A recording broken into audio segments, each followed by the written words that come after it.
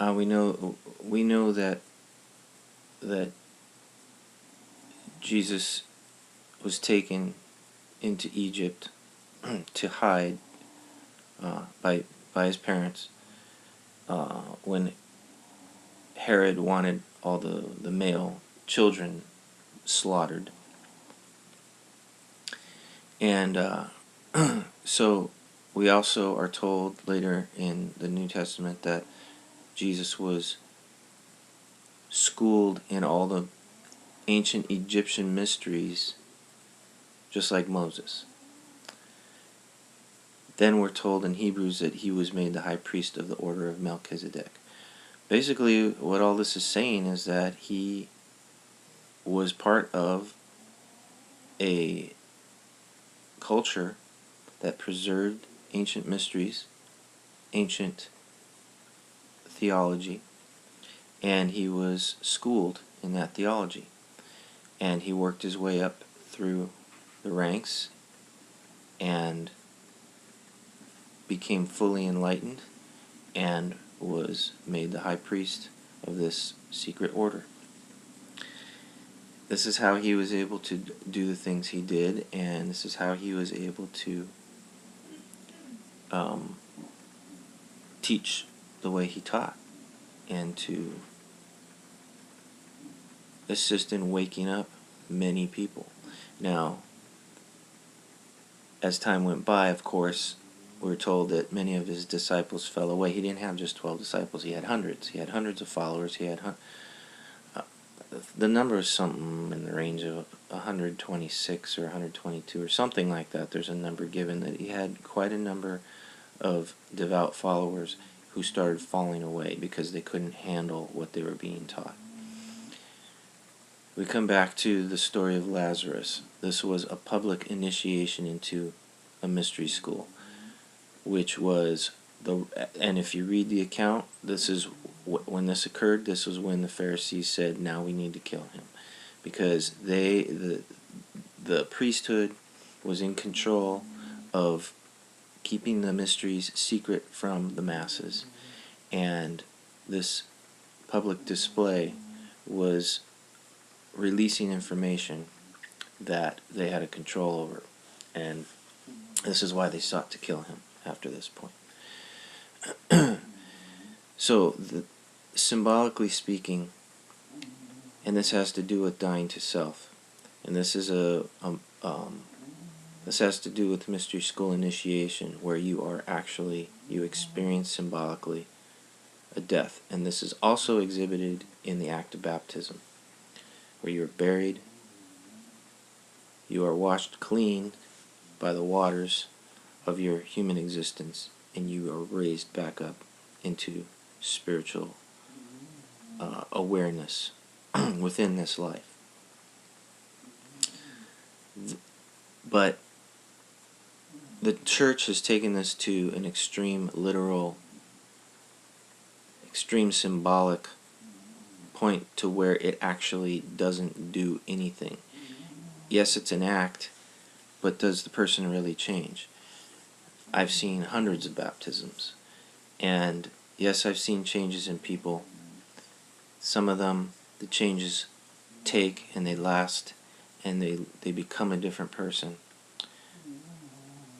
But, and this is not speaking in judgment, this is just objective observation, what they become is a Christian, and they live according to the rules and laws of Christianity, which is a system of control. So it doesn't free their mind, it actually imprisons their mind, ironically. I'm not saying this is good or bad, it's just what is. And for me, this was necessary in my life because it gave me the tools to then understand things on a different level when I experienced my real awakening.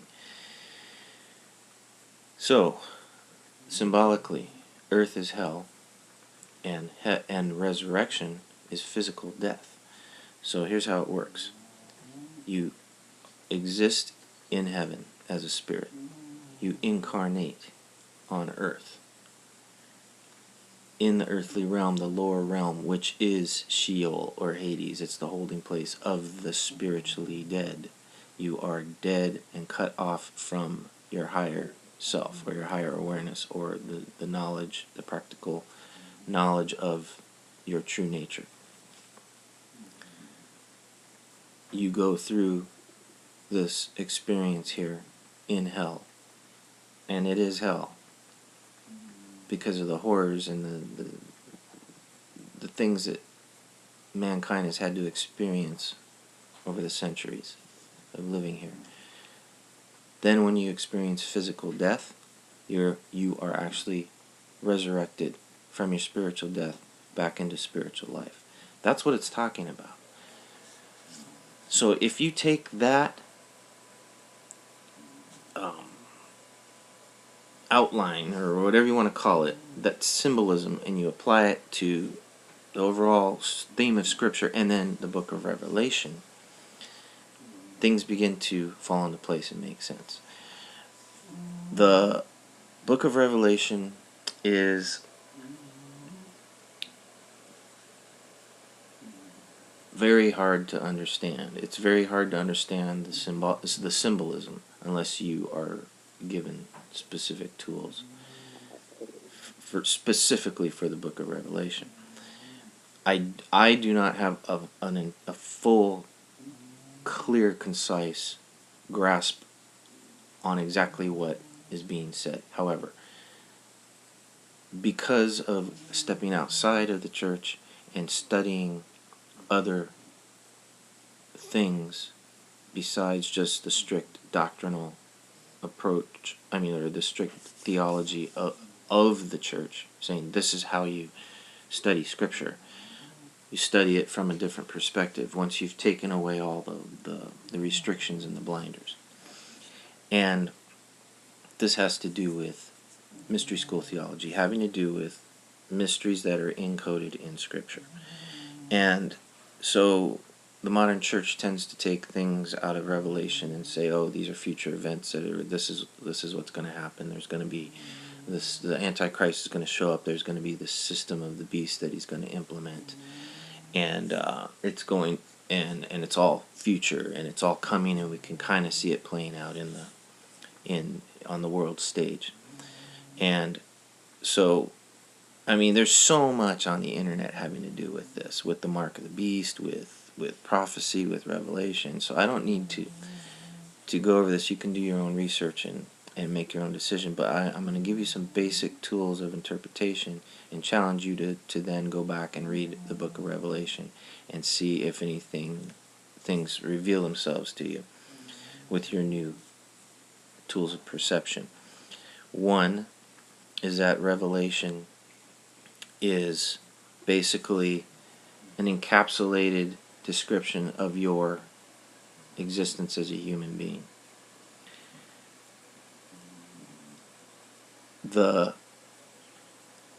When John hears a sound and he turns and looks, he's looking into the past. He hears a sound behind him. He turns. He's looking backwards. He's looking into the past. Most of what he's seeing is taking place in heaven. And if you read Revelation with that in mind, you realize that most of this takes place in heaven, not on earth. But the events in heaven reflect onto earth and directly impact the events on earth. But the events in heaven are not literal events on earth. An example.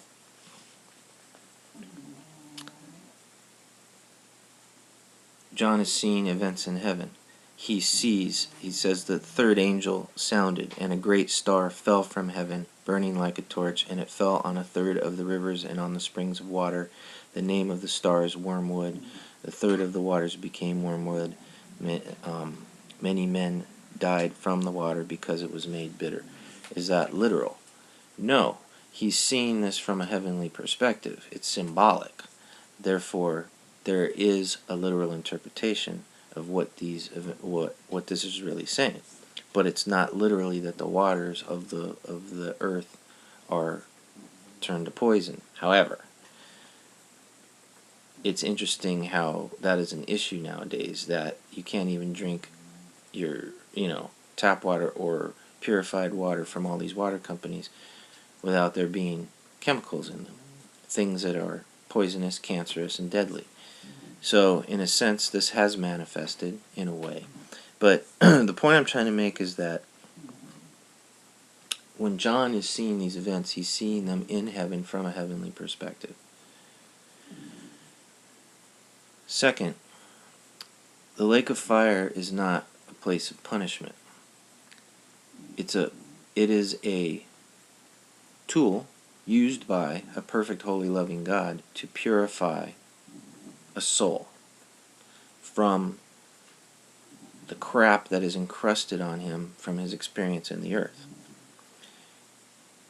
When people who refuse to acknowledge their true identity and their true nature, it's a rejection of their own divinity that this is talking about. They have to go through a longer decompression period in the symbolic lake of fire when they die. There are verses that talk about how many are called but few are chosen. So you have non-religious or non-Christian people, or shall we say, non-spiritual people. You might have to wear, even sandals might not work. Lord. My wife hurt her foot last night and she can't put her shoes on. I'll be back in a minute.